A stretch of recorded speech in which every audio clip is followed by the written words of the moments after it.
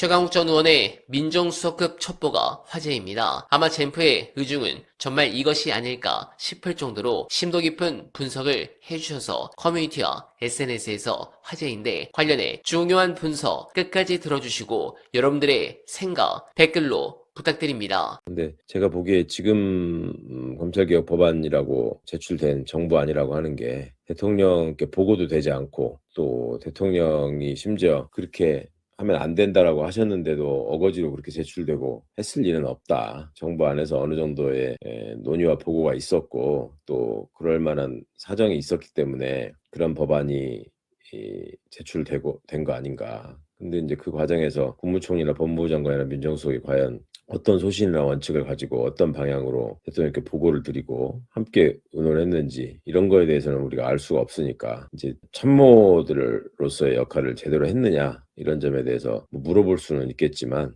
그리고 또 똑같이 뭐랄까 이제 제자리를 찾기 위해서 진심으로 고민하고 좀 애를 써라라고 늘 감시하고 질책하시는 건 필요하지만, 이게 전적으로 그 사람들의 책임이고 그 사람들에 의해서 벌어지고 있는 일이다라고 보는 거는, 그건 다른 측면에서 또 우리 정부의 고민을 외면할 수 있는, 또 대통령의 고민을 외면할 수 있는 면이 있기 때문에, 이거는 좀 대통령은 그러실 리가 없다. 그런데 대통령의 그런 순수한 개혁 의지를 좀 먹고 갉아먹는 자들이 있다. 대통령의 개혁 의지를 이용해가지고 자기 거를 챙기려고 하는 사람도 있을 수 있죠. 근데 이 문제가 전적으로 그거와 관련돼 있는 것이다, 이렇게 보시는 거는 또 다른 그냥 그 분란이나 그 혐오의 씨앗만 될 거기 때문에 그렇게까지 생각하실 일은 아닌 것 같고요. 대통령은 계속 그 당에서 여러 의견을 수렴해서 논의하고 국회의 입법권을 존중한다라는 말씀을 하셨으니까, 당은 당대로 또 이 정부안이 왜 이렇게 나왔고, 이 정부안이 갖고 있는 문제점들에 대해서 왜 전문가나 실제 그 검찰을 진하게 경험한 사람들이나 또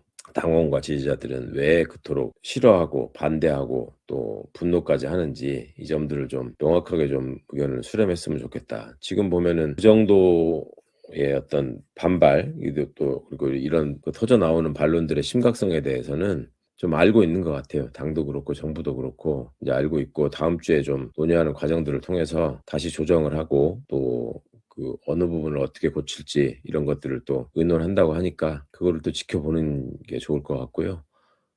그 과정에서 뭔가 꼼수를 쓰거나 자기 욕심을 끼워 넣어가지고 애초에 이 검찰개혁이 지향하는 바를 근본을 훼손하려고 하는 시도가 생긴다면, 그거는 뭐 결단코 막아내야 될 일이고, 저로서도 그냥 넘길 수 없는 일이라서 그건 반드시 말씀드려야 될 것 같고요. 근데 그거는 있는 것 같습니다. 이게 이제 이재명 대통령이 이거를 다 결심하고 밀어붙이고 있는 일이다라고 전제하고 생각하시고 말씀하시는 분들 가운데서는, 그냥 검찰을 적정하게 놔두고 이거를 내가 내 칼로 써야 되겠다라고 생각해서 대통령이 지금 이렇게 하시는 거 아니냐, 그렇게 걱정하고 또 화를 내시는 분들도 있더라고요. 그래서 저는 그렇게까지는 생각하지 않습니다. 설마 지금 이재명 대통령이 검찰이라는 집단이 얼마나 못됐고 얼마나 나쁜 짓을 하고 얼마나 정치적으로 움직이는지를 누구보다 잘 아는 분인데, 그거를 그럼에도 불구하고 내가 지휘하는 검찰은 다르다라는 생각하에 내 수족으로 삼아서 다른 부분을 도려낼 칼로 쓰겠다, 뭐 그렇게 생각하실 분은 아닌 것 같고, 전적으로 이제 국민들이 혼란을 겪고 피해를 보면 어떡하나, 그런 점들을 좀 최대한 막아내는 게 대통령의 역할 아니냐, 뭐 이런 점들에 중점을 두고 생각하시는 것 같아요. 근데 그 과정에서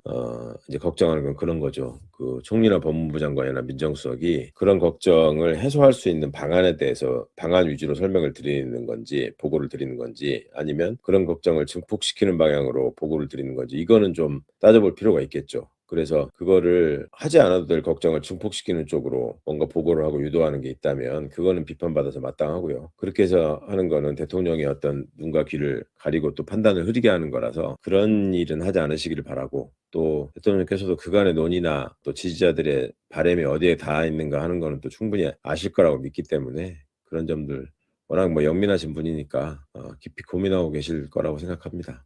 그리고 이재명 정부는 그냥 누구 한 사람만 바라보고 그 독단적인 의지에 의해서 뭔가를 결정하고 끌고 가는 그런 정부가 아니라는 건 우리가 다 알고 있고 믿고 있기 때문에, 정부는 정부로서의 역할이나 의견이 있는 거고, 또 국회는 국회로서의, 또 당은 당으로서의 역할과 생각이 있는 거기 때문에, 그런 점들을 좀 각자의 역할과 책임을 잘 생각해서, 결국 법안은 넘어왔고 이제 국회의 시간이니까 국회가 특히 법사위가 이 지지자들과 시민들의 걱정을 잘 받아 안아서 현명하게 걱정을 덜어낼 수 있는 답들을 많이 마련해 주셔야 된다. 이제 그리고 지금까지 제기된 여러 문제점들, 검사의 기득권을 그대로 유지하는 그런 모습으로 돼서는 안 된다라는 점들은 다들 공감하시는 것 같고, 특히 이제 공소청이라는 게 출범되는데 공소청장이라는 사람은 없는 거, 그리고 그냥 그게 검찰총장이 된다는 거, 이런 점들이 특히 이제 기초적으로 좀 납득이 안 가시는 분들이 많은 것 같아요. 그러니까 지금 여러 번 말씀드렸지만 30년 넘게 지금 얘기를 해왔고, 그동안에 제시된 방향들이 있기 때문에 그게 국민들을 위해서도 어떤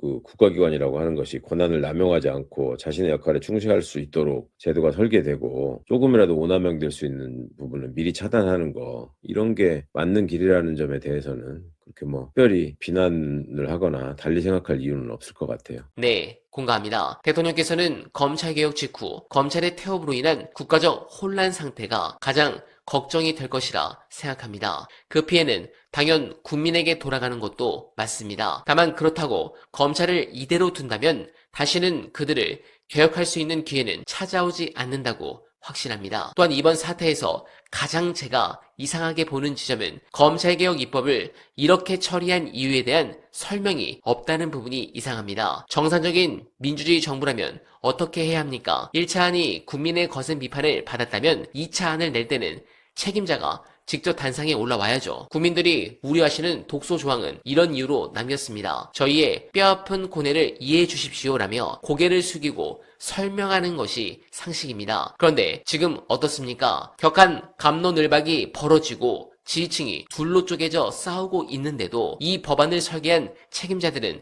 밀실의 커튼 뒤에 꽁꽁 숨어 있습니다. 그저 결제 서류 던지듯 법안 하나 툭 던져놓고 우리가 엘리트 전문가니까 너희 국민들은 잠만 말고 따라오라는 식입니다. 이게 누구의 방식입니까? 밀실에서 조서를 꾸미고 피의자에게 수사 기록을 던지며 법이 이러니 넌 처벌받아야 해 라고 윽박지르는 딱 서초동 검찰청의 그 오만하고 권위적인 문법 그대로입니다. 행정부의 관료들이 검찰을 개혁하겠다면서 정작 본인들이 가장 나쁜 검사의 태도를 답습하고 있는 끔찍한 총국입니다. 여러분, 우리는 지금 정부와 민주당을 향해 강력하게 요구해야 합니다. 정부가 국민을 섬기는 자세로 돌아오지 않는다면 주권자가 직접 그 밀실의 문을 박살내고 책임자들을 광장으로 끌어내야 할 시간입니다. 여러분들은 어떻게 생각하십니까? 공감하셨다면 소중한 언알바 후원도 부탁드립니다. 댓글에 고정된 내용을 통해 많은 사랑 부탁드리며 언알바는 오늘도 최선을 다하겠습니다. 여러분 고맙습니다.